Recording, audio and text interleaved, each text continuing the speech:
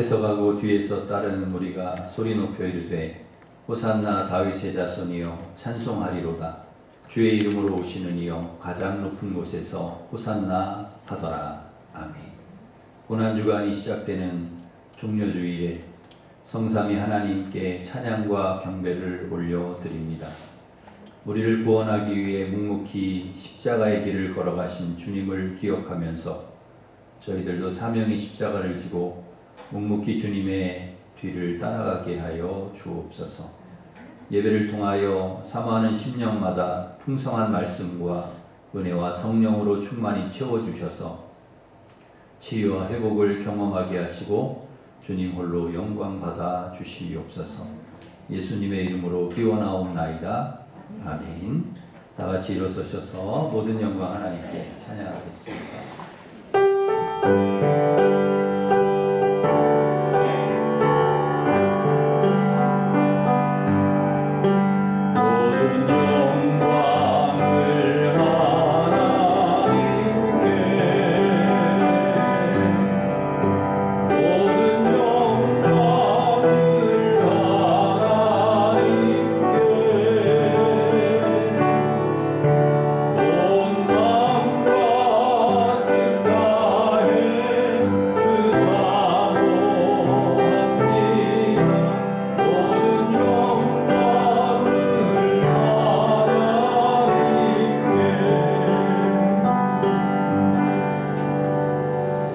고백의 기도를 함께 드리겠습니다.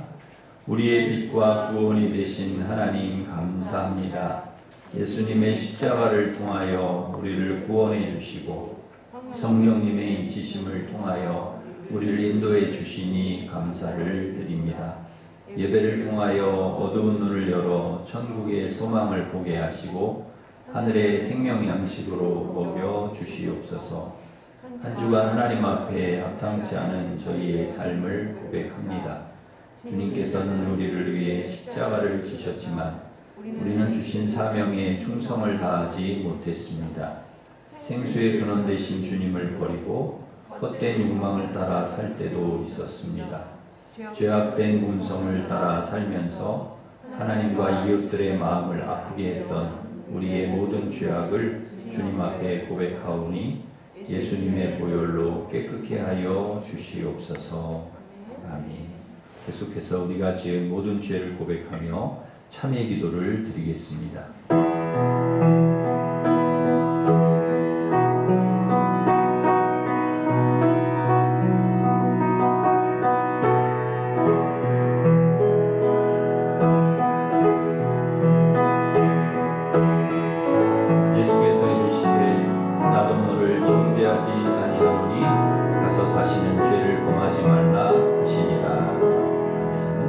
사도신경으로 우리의 신앙을 고백하겠습니다. 나는 전능하신 아버지 하나님 천지의 창조주를 믿습니다. 나는 그의 유일하신 아들 우리 주 예수 그리스도를 믿습니다. 그는 성령으로 잉태되어 동정녀 마리아에게서 나시고 본디오 빌라도에게 고난을 받아 십자가에 못 박혀 죽으시고 장사된 지 사흘 만에 죽은 자 가운데서 다시 살아나셨으며 하늘에 오르시어 전능하신 아버지 하나님 우편에 앉아 계시다가 거기로부터 살아있는 자와 죽은 자를 심판하러 오십니다. 나는 성령을 믿으며 거룩한 공교회와 성도의 교제와 죄를 용서받는 것과 몸의 부활과 영생을 믿습니다. 아멘. 자리에 앉으셔서 찬송가 141장 보시겠습니다. 즐거운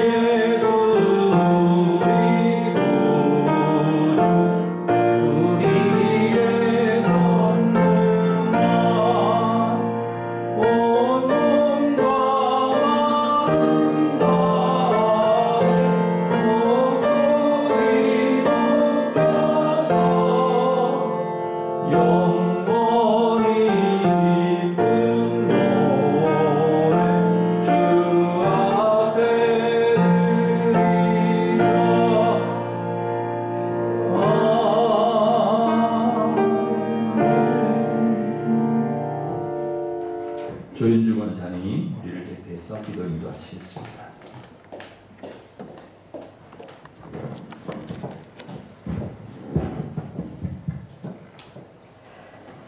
은혜가 풍성하신 하나님 아버지 감사를 드립니다.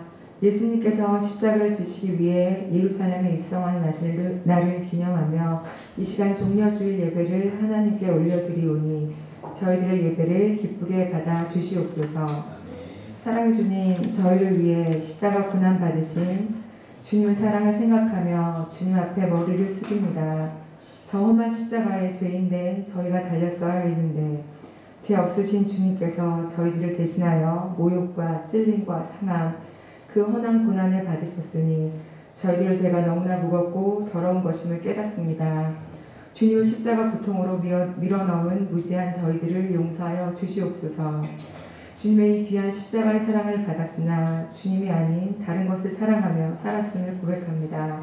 주님과는 멀어지고 세상과 가까워져 세상의 욕심, 근심, 염려로 보잘것없는 믿음으로 살았음을 고백하오니 이런 믿음 없는 저희들을 용서하여 주시옵소서.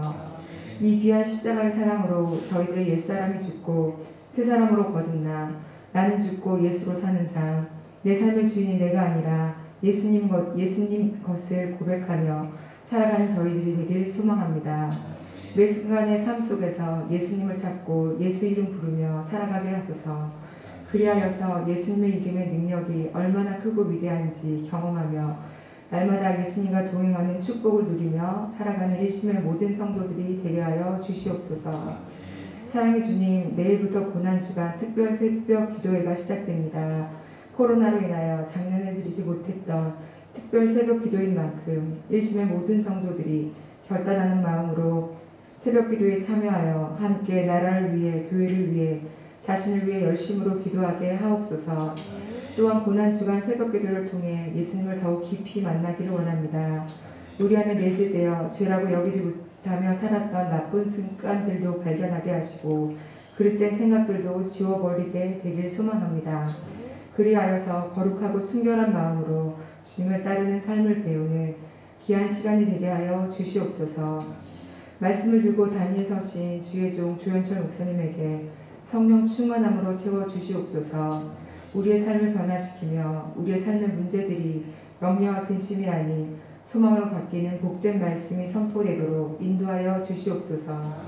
성도들을 푸른 초장과 실만한 물가로 이끄시는 선한 목자 되시며 마르지 않는 성령의 은혜들이 목사님의 사역 위에 날마다 생명력 있게 넘치게 하여 주시옵소서. 함께 동역하시는 부목사님과 전도사님들의 사역에도 하나님의 은혜로 함께 하시어 주님의 능력이 항상 나타나는 축복이 있기를 기도드립니다. 오늘 목사님께서 선포하시는 말씀을 통해 이 시간 각자에게 주시는 하나님의 말씀을 깊이 깨달아 더욱 믿음으로 순종하며 살겠다고 결단하는 귀한 은혜의 시간이 되게 하여 주시옵소서. 하나님 아버지, 갑작스럽게 찾아온 질병으로 경제적인 문제로 여러 어려움으로 고난 중에 있는 성도들이 있을 줄 압니다. 주님께서 한 사람 한 사람 직접 찾아 만져주시고 지치고 힘든 주의 자녀들의 마음을 위로하여 주시기를 기도합니다. 저희들 작은 시련까지도 응답하시는 주님, 저희들을 살펴보호하여 주시고 때를 따라 돕는 은혜로 가장 선한 때에 가장 좋은 것으로 응답하여 주실 것을 믿고 간구드리며 예수님의 이름으로 기도드립니다. 아멘.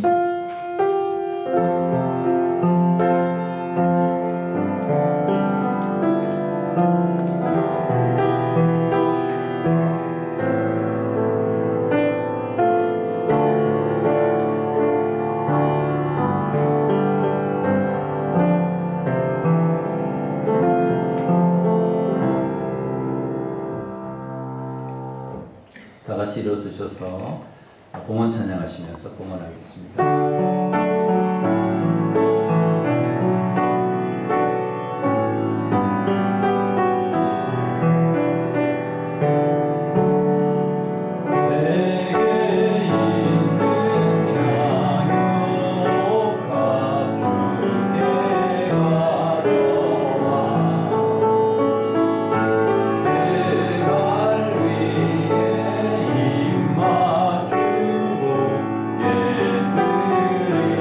입맞추고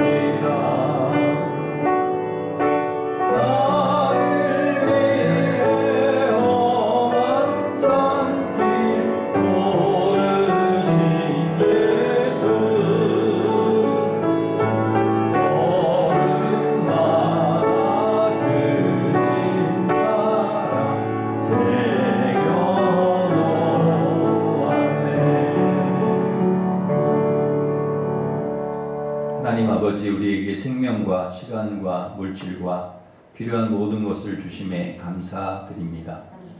이 시간 감사한 마음을 담아 11조 감사 선교장학번 축 1000번째 강단장식 주일 헌금을 드립니다. 기쁘게 받아주시고 믿음으로 드린 성도들 가정에 복을 내려주셔서 자손 만대가 하나님께서 주신 복을 누리며 살아갈 수 있도록 인도하여 주옵소서. 귀한 헌금이 하나님 선하신 뜻대로 사용되게 하시고 우리 교회를 통하여 많은 영혼이 구원을 얻게 하시며 성도들 모두가 선하게 하나님 앞에 쓰임받게 하여 주옵소서. 코로나19를 소멸시켜 주셔서 일상이 회복되게 하시고 고난주간 특별 새벽 기도회를 통하여 우리의 믿음이 회복되게 하시며 부활주일에는 온 성도가 함께 주의 전에 모여 기쁨으로 예배할 수 있도록 인도하여 주옵소서. 투병 중에 있는 우리 환우를 꼭 치료하여 주시고 우리 자녀들 앞길을 선하게 인도하여 주옵소서. 오늘도 하나님 말씀을 통해 삶의 방향과 목적을 다시 한번 확인하게 하시고 하나님께서 기뻐하시는 삶을 살아갈 수 있도록 도와주옵소서. 예수님의 이름으로 기도하옵나이다. 아멘. 교회의 소식을 전해드리겠습니다. 주보를 참고하시기 바랍니다. 오늘은 종려주일이며 이번 주간은 고난주간입니다. 주님의 고난을 묵상하는 한 주간 되시기를 바랍니다. 3부 예배 후에는 재직회가 있겠습니다. 수요 구역 예배가 수요일 11시에 있습니다. 고난주간 특별 새벽 기도회가 내일부터 금요일까지 있습니다. 주보 안의 순서지를 보시고 시간마다 참여해 주시기를 바랍니다. 차량도 운행을 하겠습니다. 돌아오는 주일은 부활 주일입니다. 사망 권세를 이기신 주님의 부활을 기뻐하며 지키는 주일입니다. 주보에 넣어드린 헌금 봉투는 다음 주일에 우리 부활주일 헌금으로 정성을 다해서 주시기를 바랍니다. 부활주일에는 세례식이 있겠습니다. 대신방은 이번 주 목요일에 1구역 있겠습니다. 부활절 영화 상영을 여기 메가박스라고 여기 영화관이 있는데요. 부활 그 증거라는 영화를 상영을 한다고 합니다. 이 쿠폰 번호를 제시하면 2,000원을 할인을 해준다고 합니다. 그리고 수요일 저녁에 가시면 5,000원에 볼 수 있도록 그렇게 해주고, 또 오늘은 그 시간대에 잘 보시고 가시면 좀 할인을 받을 수가 있을 것 같습니다. 그래서 부활의 또 영화를 통해서 또 이렇게 우리가 또 은혜를 받는 그런 시간을 가지면 좋을 것 같습니다. 가정예배의 순서지 잘 활용하시면 좋을 것 같습니다. 15구역에 이계훈 집사님, 임수랑 권사님 남편 되시는데 별세하셨습니다. 위로를 드립니다. 11구역의 지배경 집사님, 윤석자 권사님 하나님 은혜 감사하여서 강단장식 해주셨습니다. 우리 감사하면서 우리 1부에 오셨는데요. 권사님 감사하면서 박수하겠습니다. 감사합니다. 우리 옆에 있는 분과 서로 인사하겠습니다. 반갑습니다. 오늘도 은혜 받으시기 바랍니다.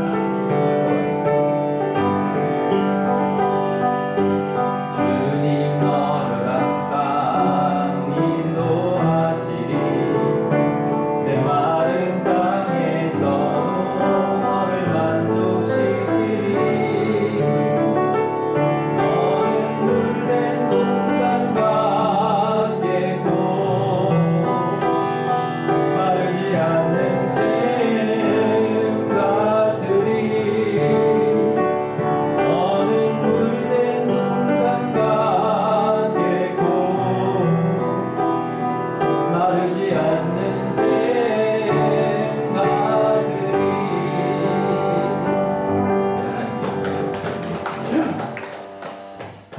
예수님께서 주신 말씀은 마태복음 21장 1절에서 11절 말씀입니다.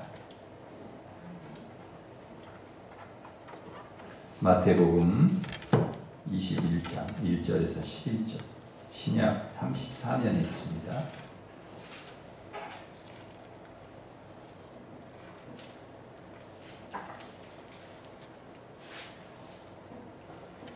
이제 봉독해 드리겠습니다. 그들이 예루살렘에 가까이 가서 감람산 벳박에 이르렀을 때에 예수께서 두 제자를 보내시며 이르시되 너희는 맞은편 마을로 가라. 그리하면 곧 매인 나귀와 나귀 새끼가 함께 있는 것을 보리니 풀어 내게로 끌고 오라. 만일 누가 무슨 말을 하거든 주가 쓰시겠다 하라. 그리하면 즉시 보내리라 하시니 이는 선지자를 통하여 하신 말씀을 이루려 하심이라. 일렀으되 시온 딸에게 이르기를 내 왕이 내게 임하나니 그는 겸손하여 나귀 곧 멍에 매는 짐승의 새끼를 탔도다 하라 하였느니라. 제자들이 가서 예수께서 명하신 대로 하여 나귀와 나귀 새끼를 끌고 와서 자기들의 겉옷을 그 위에 얹음에 예수께서 그 위에 타시니 무리의 대다수는 그들의 겉옷을 길에 펴고 다른 이들은 나뭇가지를 베어 길에 펴고 앞에서 가고 뒤에서 따르는 무리가 소리 높여 이르되 호산나 다윗의 자손이여 찬송하리로다. 주의 이름으로 오시는 이여 가장 높은 곳에서 호산나 하더라. 예수께서 예루살렘에 들어가시니 온 성이 소동하여 이르되 이는 누구냐 하거늘 무리가 이르되 갈릴리 나사렛에서 나온 선지자 예수라 하니라. 아멘. 오늘은 종려주일입니다. 종려주일은 예수님께서 어린 나귀를 타고 예루살렘에 입성할 때 수많은 사람들이 종려나무 가지를 흔들면서 호산나 외쳤던 그런 것을 기념하여 지키는 주일입니다. 이 종려주일부터 부활절 전까지 한 주간, 이제 내일부터 이제 한 고난주간이 시작되는데요. 이 고난주간이 이제 부활절 전까지입니다. 예수님의 공생의 3년의 기록이 복음서에 기록이 되어 있는데요. 그 공생의 기록의 3분의 1이 이 마지막 일주일, 이 고난주간의 이야기입니다.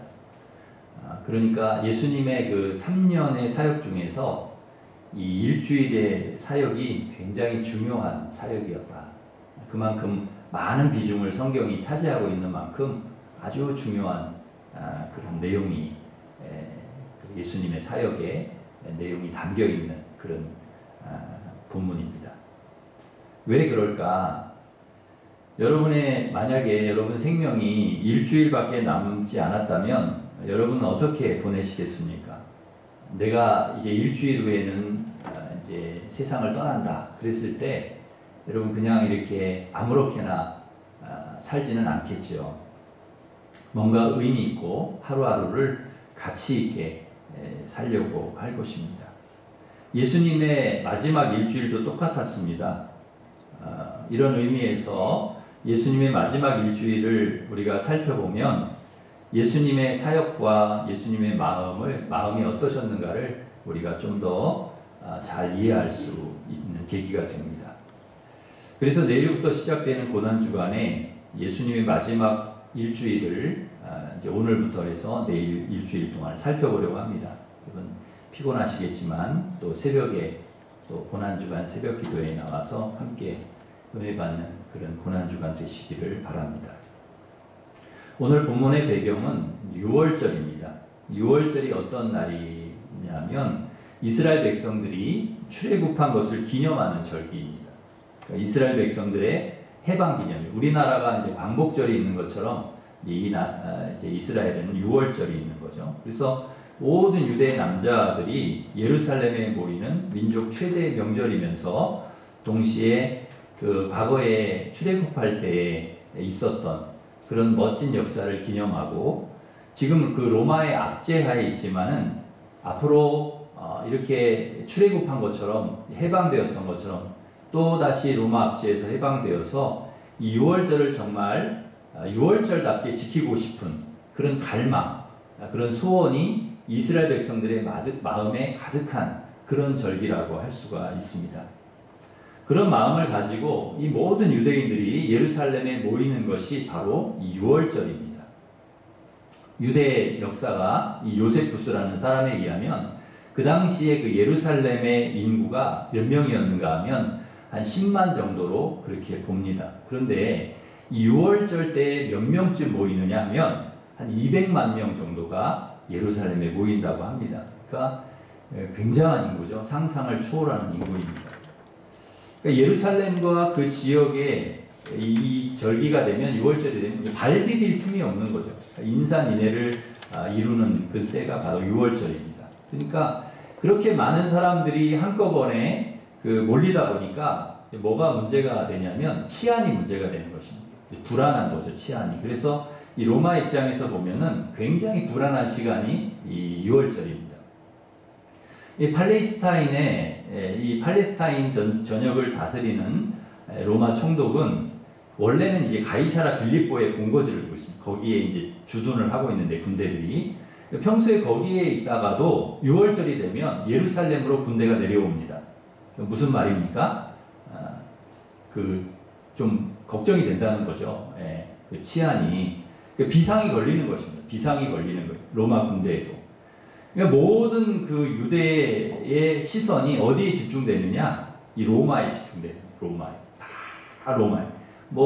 그 팔레스타인 전 지역뿐만 아니라 유대 지역뿐만 아니라 해외에 살고 있는 사람들까지도 전부 주목하는 시간이 바로 이 6월절 예루살렘입니다. 그 당시에 전 세계 이목이 이제 완전히 예루살렘에 집중되고 있는 시점이라는 거예요. 근데 그런 때에 무슨 일이 일어났는가? 오늘 본문 1절과 2절입니다. 우리 함께 1절, 2절 말씀 한 번 더 읽겠습니다. 시작. 그들이 예루살렘에 가까이 가서 감람산 bet박에 이르렀을 때에 예수께서 두 제자를 보내시며 이르시되 너희는 맞은편 마을로 가라. 그리하면 곧 매인 나귀와 나귀 새끼가 함께 있는 것을 보리니 풀어 내게로 끌고 오라. 아멘. 지금까지 예수님은 자신이 메시아라고 하는 것을 공개적으로 오픈하지를 않았습니다.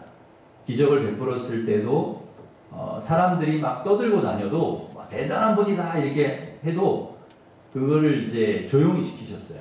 말하지 마라. 나를 알리지 마라. 자신을 알리지 않으셨어요. 왜냐하면 그런 소문이 자꾸 퍼지게 되면 사역하는 데 방해가 되시니까 그걸 금지시켰습니다. 그런데 이번 6월절에 예루살렘에 올라오시면서 웬일인지 제자들을 시켜서 나귀를 끌고 와라. 내가 이 나귀를 타고 지금 예루살렘으로 들어가야 되겠다. 선언을 하신 겁니다. 이 사건이 놀라운 사건인 거죠. 놀라운 사건입니다. 왜냐하면 당시에 이스라엘 사람들은 스가랴 말씀을 다 알고 있었습니다. 스가랴 말씀, 그러니까 선지자 스가랴가 몇백 년 전에 어떤 예언을 했는가 하면 진정한 왕, 메시아가 오실 텐데 그 메시아가 오시면 예루살렘에 나귀를 타고 들어오실 것이다. 그걸 예언을 해놓은 거예요. 스가랴 선지자가. 그게 이제 스가랴 9장 9절인데 오늘 본문 4절과 5절에 그대로 그 말씀을 인용을 해놓았습니다. 우리 4절 5절 말씀 우리 같이 읽겠습니다. 시작. 이는 선지자를 통하여 씀을 이루려 하십니다. 일러스되 시온 딸에게 이르기를 내 왕이 내게 임하나니 그는 겸손하여 나귀 곧 멍에 매는 짐승의 새끼를 탓도다 하라 하였느니라. 여러분 이게 무슨 소리입니까? 이 예언을 사람들이 다 알고 있어요. 이 스가랴 9장 9절 말씀을 다 알고 있어요. 메시아가 오면, 왕이 오면, 진정한 왕이 오면 나귀 타고 예루살렘에 들어온다는 걸 알아요. 그런데 예수님이 지금 뭘 하시는 겁니까? 나귀 타고 예루살렘에 들어가시겠다는 거예요. 들어가시겠다. 그러니까 예수님은 지금 무슨 말씀을 하시려고 하는 걸까요? 내가 지금 스가랴 선지자가 예언한 그 예언한 대로 내가 진정한 왕이다. 내가 메시아다. 그것을 이야기하고 있는 거죠. 이미 많은 유대인들은 예수님이 왕 되시면 좋겠다고 생각을 했어요. 이미 갈릴리에서 공생에 사역하실 때만 해도 예수님이 하시는 그런 일들을 보면서 아, 이분이 좀 왕이 되셨으면 좋겠다. 이분이 우리를 좀 구원해 주셨으면 좋겠다. 이런 생각을 갖고 있었어요. 왜냐하면 예수님의 능력은 어마어마하잖아요. 엄청나잖아요. 이미 수많은 사람들이 따라다녔잖아요. 근데 이 사람들이 그런 마음을 갖도록 하는 결정적인 계기가 된 사건이 뭐냐면 오병이어의 사건입니다. 5,000명을 먹이신 사건. 그러니까 예수님께서 이 빈들에서 그 하루 종일 사람들이 말씀을 듣느라고 굶었잖아요. 다 굶은 사람들이 막 굶어서 있는데 물고기 2마리 떡 5개로 5,000명을 먹이신 거예요. 남자들만. 그것을 통해서 사람들이 사람들은 경제적인 문제를 해결할 수 있는 대단한 사람이구나. 이분이 이걸 이제 안 거죠. 여러분 이번에 그 서울시장 선거를 하게 되는데 만약에 경제적인 문제를 해결해 줄 수 있는 사람이라고 하면 저는 그 사람 뽑을 것 같아요. 네. 굉장히 중요하잖아요. 우리의 어떤 지금 어려운 경제를 다시금 회복시켜 줄 수 있는 그런 능력의 시장이다. 그러면 당연히 뽑을 것 같아. 근데 사람들에게 예수님이 그런 분으로 보였다는 거예요. 아, 이분. 그분만이 아니라 병든 자를 고치고 죽은 자를 살립니다. 여러분 세상에 이런 분이 어디 있어요? 이런 분이 어디 있습니까? 저런 분이 정말 우리의 왕이 되어준다면 한번 믿고 따를 각오가 되어 있는데 이런 마음이 예수님 제자들만 있는 게 아니고 예수님을 만났던 수많은 사람들이 그 마음을 갖고 있었던 거죠. 그런데 그렇게 사람들이 말할 때마다 예수님은 차갑게 그걸 다 묵살하셨어요.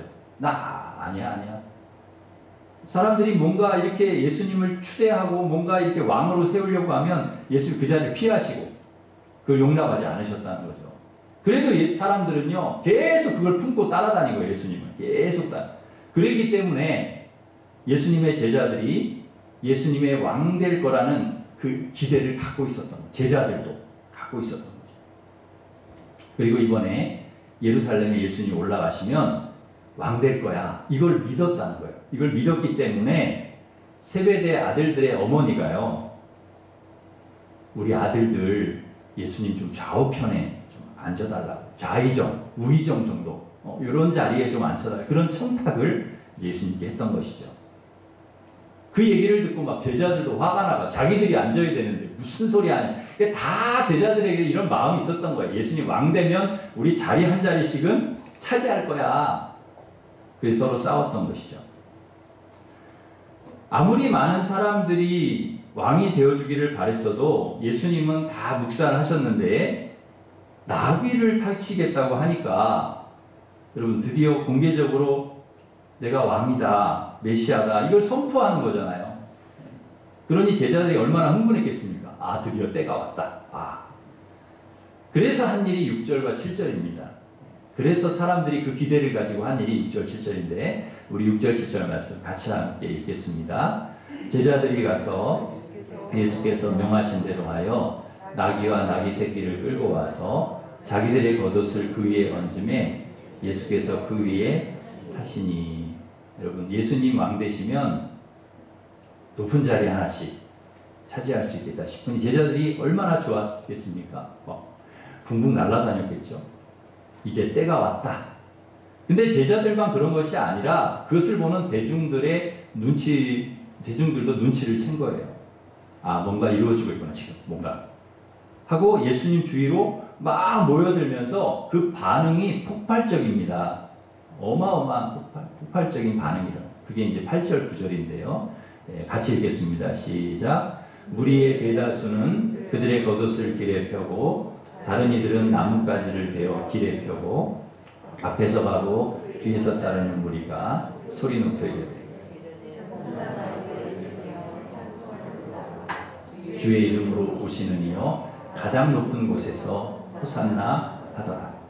여러분 사람들이 막 구름같이 모여들면서 일이 벌어지는데 세 가지 일이 벌어집니다. 첫째, 사람들이 자기 옷을 벗어가지고 예수님 타신 나귀에 얹고 그리고 그 앞에 깝니다. 깔고 지나가라고 벗어서 그 앞에 쫙 까는 거죠. 여러분 무슨 뜻일까요? 자기 옷을 벗어서 그 앞에 깔아 이걸 밟고 가라는 것이죠. 충성 맹세입니다. 내가 충성하겠다. 당신이 왕이 되면 우리는 당신을 따를 것입니다. 그거죠.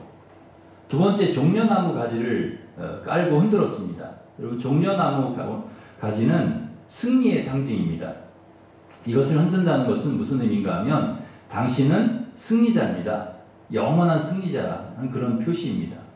그리고 마지막으로 뭐라고 외쳤습니까? 호산나, 호산나 그랬습니다. 호산나라고 하는 말은 우리를 지금 구원해 주십시오. 이런 말인데, 여러분, 이건 누구에게 하는 말이냐? 왕에게 하는 말. 왕이여, 우리를 구원해 주십시오. 이 백성들이 왕을 보고 외치는 그 말이 호산나입니다. 호산나. 우리 말로 하자면 왕 만세, 그런 말이에요. 우리를 구원하십시오, 그런 말이죠. 여러분, 이 세 가지 행동을 종합해보면 무슨 뜻이냐면 예수님은 누구라는 거예요? 왕이라는 거예요. 왕이요. 메시아라는 것을 지금 사람들이 인정하고 환영한다는 것입니다. 그리고 그 주님께 우리는 충성하겠다는 거예요. 당신은 승리자라는 것입니다. 그리고 우리를 구원할 수 있다는 거예요. 그러면서 예수님을 가리켜서 한마디로 정리를 합니다. 뭐라고요? 호산나 다윗의 자손이요. 여러분, 메시아가 어느 후손에서 나옵니까? 다윗의 후손에서 나온다는 것도 다 알아요.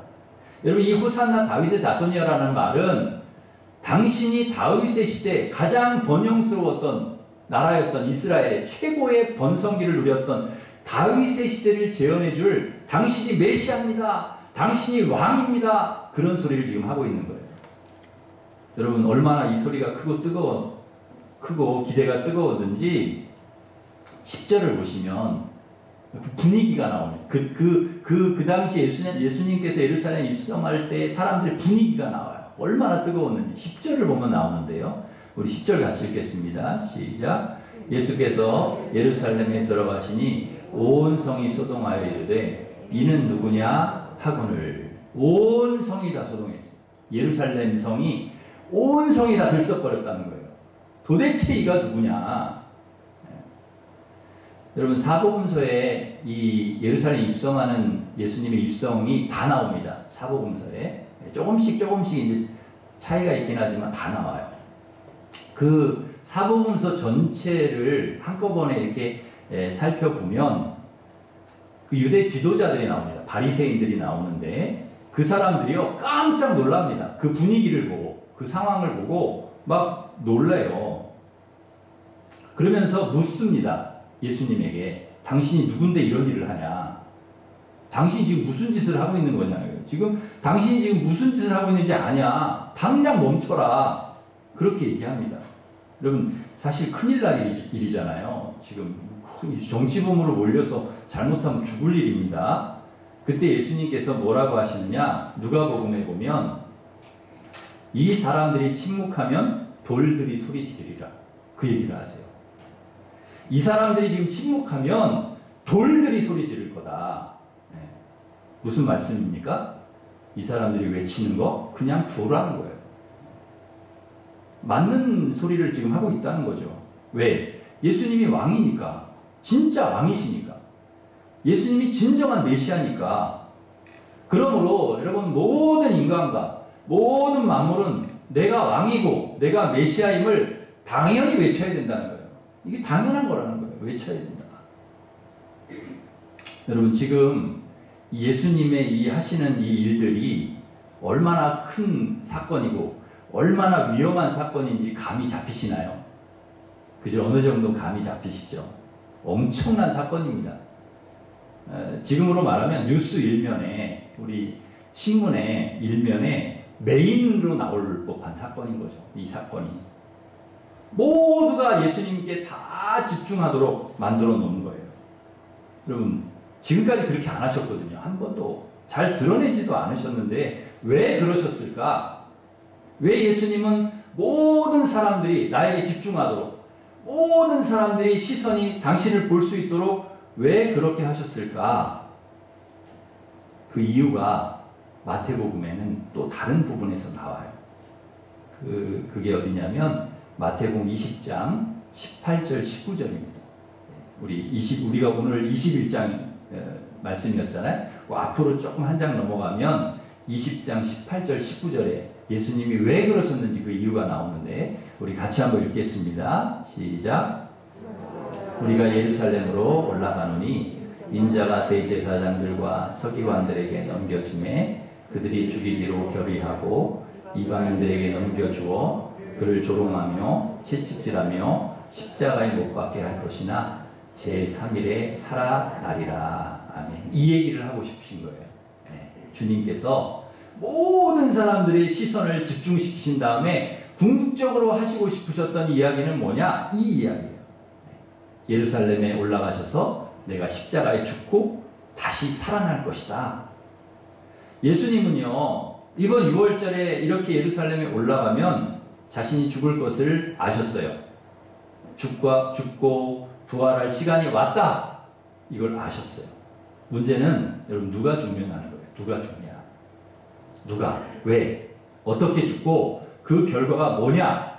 그것을 그 모든 사람들에게, 그 모든 사람 자신에게 집중하게 만들고 그걸 얘기하고 싶으셨던 거예요. 여러분 어떤 한 사람이 그냥 십자가에 처형당하는 것이 아니라는 거예요. 그냥 어떤 한 사람이 그렇게 된 게 아니라는 거예요. 세상의 모든 사람들아 나를 봐라. 여기 진정한 왕, 진정한 메시아가 서 있다. 이제 내가 죽을 것이다. 내가 예루살렘에 올라가서 십자가에 죽을 것이다. 그래서 모든 사람들이 잊어버릴 수 없는 사건이 되도록 기억에 잊혀지지 않도록 강력하게 기억에 할 수 있도록 내가 할 것이다. 왜 그러셨을까요? 여러분 사람들이 호산나 호산나 하면서 막 엎드리고 종려나무 가지 흔들고 충성을 맹세하는 군중을 보면서 예수님 마음이 어땠을까요? 막 좋으셨을까요? 아, 나를 이렇게 활용해 주니까 너무 좋다. 기쁘셨을까요? 아니면은 좀 마음이 안 좋으셨을까요? 슬프셨을까요? 어떠셨을까요? 한번 생각해 보셨어요? 주님의 마음이 어떠셨을까? 누가복음 19장 41절에 보면 예수님이 울었다고 나옵니다. 우셨대요. 그렇게 열렬히 환영해 준 것에 대해서 막 좋아하시고 그러셔야 되잖아요. 막 감격하고 웃어 우신 것이 아니고요. 마음이 아파서 우셨다는 거예요. 그렇게 예수님을 환영하는 백성들이 바라는 것과 예수님의 생각이 너무 다른 거예요. 너무 달라. 이스라엘 사람들이 지금 기대하는 메시아는 뭡니까? 로마로부터 자기를 해방시키고 자기 나라를 부강하게 만들고 먹고 사는 문제 걱정하지 않고 최고로 살기 좋은 나라 만들어주는 그런 다윗왕과 같은 그런 정치적인 메시아, 그런 왕, 그걸 원했던 거죠. 그래서 막 예수님 환영했던 거죠. 그런데 예수님이 그 소원을 이루어달라고 기대하며 호산나 환호성을 지르고 있는 거예요. 그러나 예수님은 그런 정치적인 메시아로 오신 게 아니죠. 그들의 영혼을 구원할 영적 메시아로 오신 것입니다. 그 영적인 메시아를 앞에 두고 자기들의 소원을 이루어주는 정치적인 메시아가 되어달라고 함성 지르는 그들을 보면서 주님 마음이 아프셨던 거죠. 마음이 아프셨던. 근데 왜 여러분 예수님 말리지 않았을까요? 야, 너희들 그렇게 환호하지 마. 그런 식으로, 그런 마음으로 환호 나 안 봐도 그렇게 해서 못하게 하실 수도 있었잖아요. 근데 왜 환호하도록 그냥 놔두셨을까요? 너희들 오해해도 좋다는 거예요. 왜? 어차피 내가 왕이니까. 잠깐 동안만 왕이 아니라 나는 진정한 왕이니까. 지금 예수님 모든 사람이 왕이라는 것을 알리는 게 중요해요. 내가 왕이다. 진짜 왕이고 내가 스가랴 선지자가 예언한 그 왕이 맞고 그 메시아가 맞다는 것을 알리는 게 중요해요. 이 사람들에게 일일이 그 시간에 모든 걸 다 설명할 수가 없어요. 설명해도 알아들을 사람도 없어요. 근데 지금 몰라도 괜찮아요. 나중에 다 알 거니까. 지금 그 순간은 몰라도 괜찮아. 나중에는 예수님 십자가 죽으시고 부활하시고 그때 되면 다 알게 되니까. 예수님은 로마로부터 우리를 독립시켜줄 정치적 메시아가 아니라 우리를 죄와 죽음에서 건져주실 영적인 메시아였구나. 나중에 알게 된다는 거예요. 아무튼 여러분 내가 진정한 왕이고 메시아라는 것만 분명히 너희들 알고 있어라. 그 왕이 십자가에 죽는 것이다. 죽을 수 없는 분이 죽는 것이다. 그리고 반드시 부활할 것이다. 이것을 각인시키려고 그 사람들에게 그것을 깨닫게 하려고 나귀를 타고 왕의 메시아의 환영을 받으며 예루살렘으로 나귀를 타고 들어가셨던 것입니다. 여러분, 종교 지도자들이 사람들이요 저렇게 하지 못하게 하라고 막 이야기를 해요. 지금 무슨 짓 하는 거냐고. 예수님께 이야기를 해도 안 되니까 예수님께 이야기하면 예수님이 돌돌이 소리 지르게 하겠다. 그렇게 하시고 그러니까 예수님에게 안 통하잖아요. 그러니까 이제 막 호산나 외치는 사람들, 길에다 옷 까는 사람들, 이 사람들한테 이 종교 지도자들이 가가지고 못하게 하는 거예요. 야, 니들 무슨 짓 하는 거냐, 지금 하지 마라. 저 사람이 뭔데 너희들이 왕이라고 소리를 지르냐, 지금 큰일 날 일을 하고 있다. 당장 그만둬라. 그러면서 사람들에게 그 호산나 그걸 못하게 하니까 사람들이 그 말을 듣고는 눈치를 보기 시작합니다. 막 눈치를 봐요. 지금까지는 막 예수님 막 따를 기세에 막 소리를 지고 호산나 소리를 지르면서 막 그랬는데 이제 눈치를 보는 거예요. 지금 예수님이 무슨 말을 하든지 사실은 따를 기세가 되어 있어요. 그 분위기 자체가. 나는 왕이다. 너희들 나를 위해서 지금 싸워라. 저들을 물리치고 왕궁으로 들어가 왕궁을 접수해라. 그러면 막 이 사람은 뛰어나갈 태세예요. 근데 예수님이요 아무 말씀도 안 하시는 거예요. 예수님을 향해 호산나 하지 말라고 지도자들이 이야기를 하는데도 그 이야기를 들으면서 예수님을 딱 보니까 예수님 말씀만 하십시오. 우리 가만히 있지 않겠습니다. 근데 예수님이 아무 얘기를 안 하시는 거예요. 가만히 계신 거예요. 자기가 지금 왕이라고 선언을 해놓고 메시아라고 해놓고 따르겠다고 하는데 우리가 지금 다 왕을 따르겠다고 하는데 뭔가 지시를 해야 되는데 아무 말도 안 하고 편도 들어주지 않아요. 여러분, 예수님이 왜 그때 아무 말도 안 했을까? 예수님 원하시는 게 그게 아니거든요. 구테타를 일으켜서 나라를 독립시키고 나라를 구원하는 게 그게 예수님 오신 목적이 아니거든요. 예수님 분명히 왕이 맞아요. 메시아가 맞아.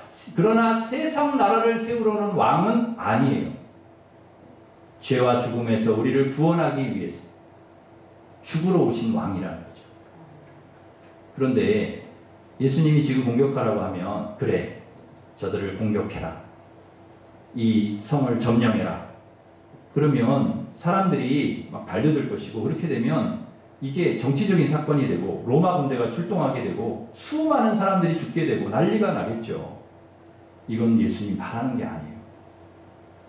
예수님은 예수님 왕이라는 것, 그거를 알리길 바라고 그 왕이 죽는다는 것, 그걸 알리길 원했을 뿐 그 이상은 아니라는 거예요. 그렇기 때문에 아무 말도 하지 않으십니다. 그러자 사람들이 실망합니다. 조금 전까지는 막 충성하겠다고 했어요. 호산나 우리 왕입니다 했는데 가만히 있다가 이거 자기들이 완전히 폭도로 몰릴 상황이 됐거든요. 그러니까 이러다 안 되겠다 싶어서 예수님을 떠납니다. 그러면서 하는 말이 11절입니다. 11절. 우리 11절 말씀 같이 읽습니다. 시작. 무리가 이르되 갈릴리 나사렛에서 나온 선지자 예수라 하니라. 아멘. 여러분, 왕에서 다윗의 자손에서 다윗의 자손 메시아에서 지금 뭘로 강등됐습니까? 갈릴리에서 온 선지자로 강등이 됐어요. 여러분, 갈릴리에서 온 선지자야 이렇게 말하면서 하나둘씩 사람들이 다 떠나버립니다. 누가 뭐래도 이분은 왕입니다 이런 사람도 없고, 이분은 메시아인데 고난의 종으로 왔습니다 이런 사람도 없고, 그냥 다 떠나버리는 거예요. 다. 여러분, 예수님 마음이 어떠셨을까? 짐작이 되십니까? 예수님의 고독과 슬픔과 그 눈물, 왜 예루살렘에 가셔 우셨는지 여러분 느껴지십니까? 사람들은 그래요. 나에게 이득이 되냐? 나에게 이득이 되지 않냐? 다 자기중심적이죠. 나에게 이득이 되면 따르고 나에게 이득이 되면 안 따르는 거예요. 가감없이 버리고 떠나는 거예요. 그게 사람들이에요. 예수님 그걸 아세요. 여러분, 우리는 어떻습니까? 우리의 신앙생활은 어때요? 정말 예수님이, 정말 주님이 우리의 왕이 맞나? 내게 좋을 때는 왕이 맞고 내게 좀 마음에 안 들면 과감없이 버려버리는 그런 왕은 아닌가요? 우리는 어떻습니까? 다 우리 중심 아닙니까? 우리 중심, 나 중심. 우린 주님이 우리의 왕입니다. 주님이 우리 그리스도입니다. 주님 우리 구원하셨습니다. 주님 메시아입니다. 얘기는 하는데 정작 이해관계에 걸리면 우리는 어떠냐는 거죠. 이분이 메시아인데 고난의 종으로 왔습니다. 이런 사람도 없고 그냥 다 떠나버리는 거죠. 백성들이 다 떠나가도 예수님은 백성의 그런 어떤 함성이나 기대에 흔들리지 않아요. 흔들리지 않습니다. 하나님 앞에서 자기 길을 막 걸어가세요. 네, 그것이 진정한 구원의 길이기 때문에 여기에 진정한 자유와 평화, 행복이 있다고 믿었기 때문입니다. 로마로부터 해방시켜주면 자유가 오죠. 그 자유도 필요합니다. 배고픈 사람들에게 빵을 먹이는 것도 가난한 문제를 해결해 주는 것도 사실 중요합니다. 거기도 분명 행복이 있어요. 그러나 주님이 보실 때 그게 다가 아니에요. 로마의 힘이 강력하지만 영적으로 보면 로마의 힘보다 더 강력한 힘이 있어요. 우리 모든 사람에게 가장 강력한 힘이 뭐냐? 정치의 권력도 아니고 돈의 권력도 아니에요. 죄와 죽음의 권력. 죄와 죽음에 매여 있는 거예요. 여러분, 이 죄와 죽음의 권세는 우리 모두를 강력하게 붙들어매고 지배를 합니다. 예수님이 보실 때는 로마의 권세가 센 게 아니고 이 죄와 죽음에 매여 있는 이 사람들을 풀어주는 게 더 급선무인 거예요.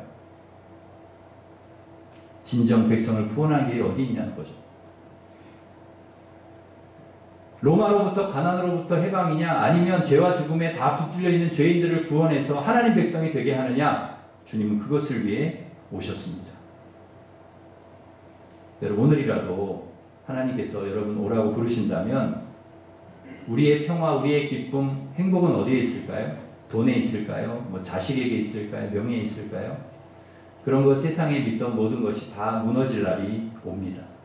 다 내려놓을 날이 옵니다. 그때 우리는 진정한 기쁨, 위로, 소망, 힘이 뭐냐? 무엇이냐? 진정한 우리의 왕이시고 메시아이신 예수님 믿는 것, 우리가 예수님 믿고 구원받는 것, 이것밖에는 남는 게 없습니다. 이 세상이 다 무너질 그날이 오면 우리에게 남는 건 뭐냐? 그거밖에 없다. 여러분, 스펄전 목사님은 예수 믿는 것이 무엇인지 이렇게 정의했습니다. 예수 믿는 것은 예수님이 나를 위해 죽으셨다는 것을 고백하고 예수님을 영접하는 것이다. 이것이 가장 큰 은혜와 축복이다. 여러분, 예수님이 날 위해 죽으셨다는 것, 이것을 받아들이는 방법 외에 진정한 자유도 없고 죄를 이길 능력도 없고 사망을 극복할 능력도 없고, 그것이 있어야만 그것 위에서 다른 것들이 다 가치가 있다는 것이. 그래서 예수님은 우리를 위해 진정한 왕으로, 메시아로 십자가에 죽으셔야 했다는 것입니다. 죽음으로 우리를 하나님 자녀 되게 하고 참된 평화와 기쁨과 자유를 주려고 하셨던 것입니다. 사람들은 몰라도 그것이 하나님의 뜻이었고 걸어갈 길이기에 주님은 흔들림 없이 그 길을 걸어가셨던 것입니다.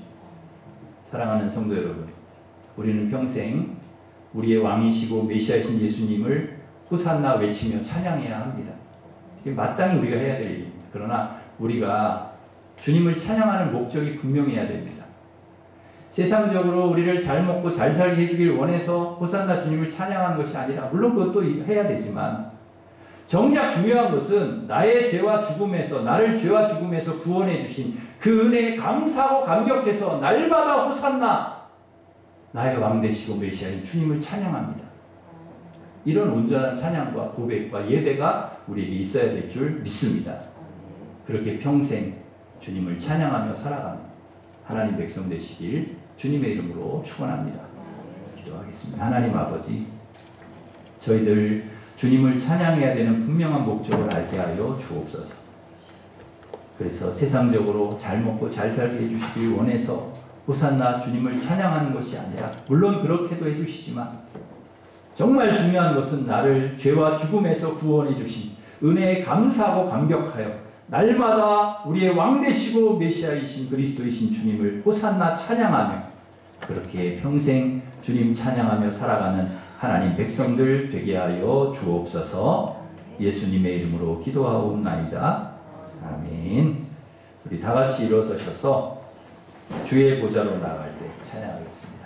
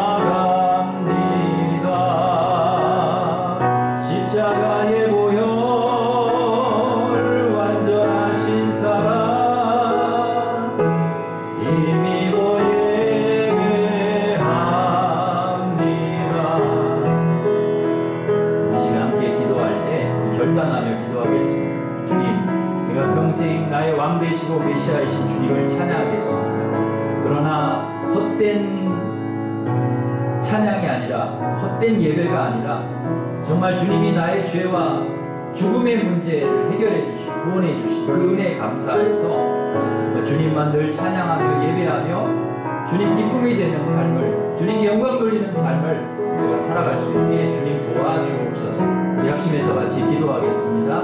하나님 아버지 감사합니다.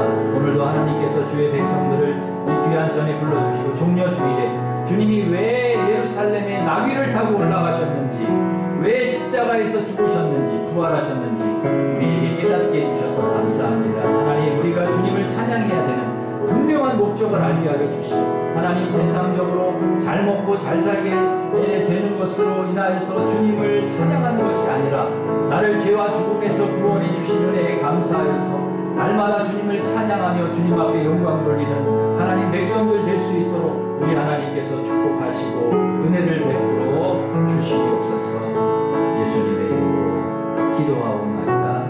아멘.